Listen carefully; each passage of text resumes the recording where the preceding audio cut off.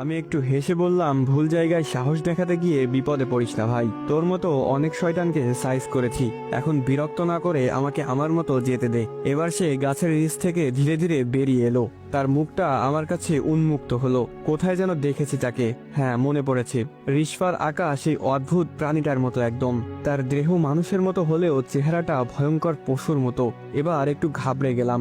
আমি কিছু বলার আগেই সে বলল, দেখ তো আমার মতো কাউকে সাইজ করেছিস কিনা এর আগে। মুখে ভয়ঙ্কর একটা হাসি। আমি বললাম, আমাকে মারতে চাইলে এখনই মেরে ফেল, পরে আর এমন সুযোগ নাও পেতে পারিস। এবার সে একদম আমার সামনে এসে দাঁড়িয়ে জামার ভেতর থেকে তার লোমহর্ষ হাতটা বের করে আমার কাঁধে রাখলো।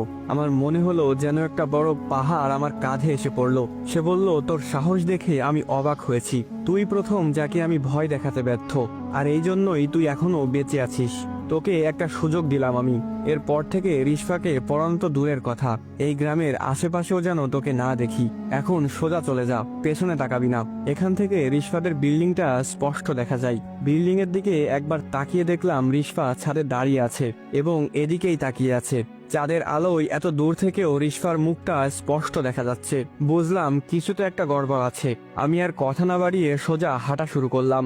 আর পড়াতে আসবো কিনা জানি না, সেটা নিয়ে পরে ভাবা যাবে। এখন বেশি সাহস দেখাতে গেলে হয়তো আর বেঁচে ফেরা হবে না। খুব দ্রুত পা চালালাম। আপাতত এই জায়গাটা ত্যাগ করতে হবে। হঠাৎ পেছন থেকে শীষ বাজানোর শব্দ ভেসে আসলো। আমি পেছনে না তাকিয়ে আরো জোরে হাঁটা দিলাম। শীষ বাজানোর শব্দটা যেন আমার সাথে সাথে আসছে। এই বুঝি আমাকে খপ করে ধরে ফেলবে পিছন থেকে। সহ্য করতে না পেরে দ্রুত পেছনে তাকালাম। আরে ভাই, তুই তো চলে যেতে বললি, তাহলে আবার এইসব করতেছস কেন? দেখলাম একটু দূরে একজন দাঁড়িয়ে আছে আর আমাকে হাতের ইশারায় ডাকছে। কাছে গিয়ে খেয়াল করলাম এটা সেই লোকটা যার কাছে আমি ঠিকানা জিজ্ঞেস করেছিলাম। এখনো সেই অদ্ভুত ভঙ্গিতে আমার দিকে তাকিয়ে আছে। আমি একটু ধমকের স্বরে বললাম, ওই মিয়া, এভাবে আমাকে ভয় দেখানোর মানে কি? আর এভাবে কেন তাকিয়ে আছেন? তখনও খেয়াল করেছিলাম আপনার তাকিয়ে থাকা, সমস্যা কি? লোকটা কেমন একটা বৃদ্ধ কণ্ঠে বলল। আমি অবাক হচ্ছি, তুমি ওই বাসা থেকে জীবিত ফিরে এসেছো। এর আগে কেউ জীবিত ফেরেনি মানে কি বলছেন? ওই বাসাটা যে একটু অদ্ভুত সেটা আমি বুঝে গিয়েছি, কিন্তু জীবিত ফেরা না ফেরা এগুলো কি ধরনের কথা? লোকটা উল্টো ঘুরে যেতে লাগলো। যেতে যেতে বলল, রিশফা কোনো সাধারণ মেয়ে না। আজকে বেঁচে গেছো, পরের বার বাঁচতে নাও পারো, আর কখনো এদিকে আসবে না। আমি তার চলে যাওয়ার দিকে তাকিয়ে ভাবতে লাগলাম, কে এই রিশফা? কি হচ্ছে এখানে? আবির এই ঠিকানা পেল কোথায়? সব জানতে হবে আমাকে।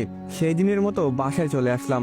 সকাল 10টার দিকে ঘুম থেকে উঠে ফ্রেশ হয়ে আবিরকে কল দিলাম, কিন্তু বারবার ওর ফোন সুইচ অফ বলছে। তাই চিন্তা করলাম আজকে কলেজে যাব না, আবিরের বাসায় চলে গেলাম সোজা। গিয়ে জানতে পারলাম আবির নাকি আজ 3 দিন হলো বাসায় ফেরেনি, ফোনেও পাওয়া যাচ্ছে না ওকে। আবিরের পরিবারটা একটু এলোমেলো, ওর মা বাবার মাঝে সম্পর্ক ভালো না, সবসময় ঝগড়া লেগেই থাকে। তাই আবির যে 2 দিন ধরে ঘরে ফেরেনি সেটা নিয়ে তাদের তেমন মাথা ব্যথা নেই, কিন্তু আমার যে আবিরকে লাগবেই।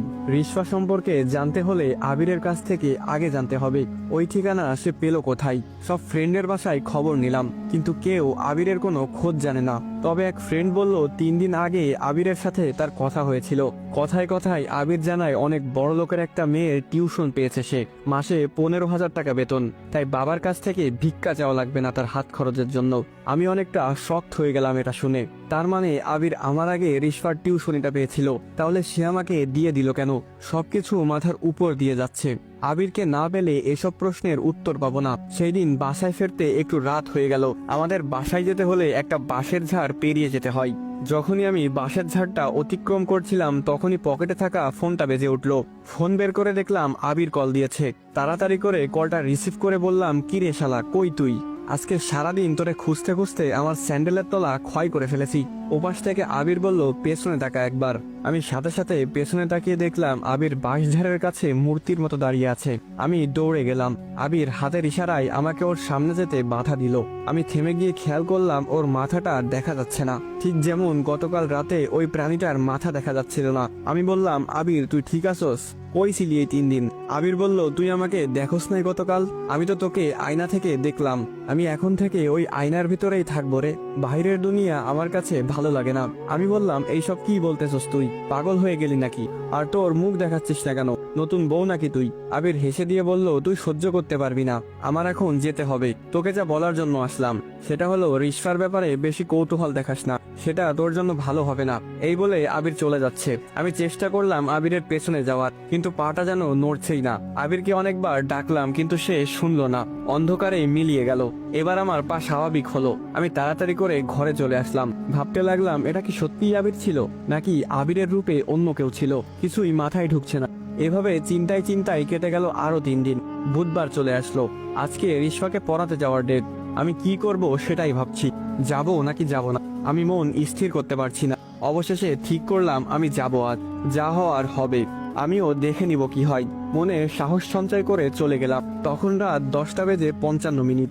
রিশফাদের বিল্ডিং এর সামনে গিয়ে দাঁড়াতেই বড় একটা ফুলের টব ঠিক আমার সামনে এসে ধপাস করে পড়লো। আমি পিছিয়ে গেলাম একটু, অল্পের জন্য আমার মাথায় পড়েনি। ওপরে তাকিয়ে দেখি রিশফা একটা কালো রাগান্বিত দৃষ্টিতে আমার দিকে তাকিয়ে আছে। তার খোলা চুলগুলো বাতাসে উড়ছে। আসসালামু আলাইকুম গাইস, কেমন আছেন সবাই? আশা করি সকলে খুবই ভালো আছেন। তো এখানেই শেষ হয়ে যায় রিশফা গল্প পার্ট 1 এবং পার্ট 2। তো গল্পটি কেমন লাগলো সেটি অবশ্যই কমেন্ট করে জানাবেন, কারণ আপনাদের প্রতিটি লাইক এবং কমেন্ট আমাকে পরবর্তী ভিডিও বানাতে উৎসাহিত করে। তো আবারও ফিরবো এই গল্পের পরবর্তী পর্বগুলো নিয়ে। আরেকটা কথা গাইস, আপনাদের যদি এই ভাইয়ের ভিডিওগুলো ভালো লেগে থাকে আর এই গল্পগুলো ভালো লেগে থাকে, তাহলে অবশ্যই চ্যানেলটি সাবস্ক্রাইব করে দিবেন। আর টিকটক ফেসবুক থেকে দেখে থাকলে অবশ্যই পেজটি ফলো করে দিবেন, আর মন থেকে এই ভাইয়ের ভালোবাসা নিবেন। আর গাইস, এই গল্পের পরবর্তী পর্ব পেতে হলে অবশ্যই কিন্তু বেশি বেশি করে কমেন্ট করতে হবে। তো দেখা হচ্ছে এই গল্পের পরবর্তী পর্বে। তো আজকের মতো এই পর্যন্তই। ভালো থাকবেন, সুস্থ থাকবেন। আল্লাহ হাফিজ গাইস।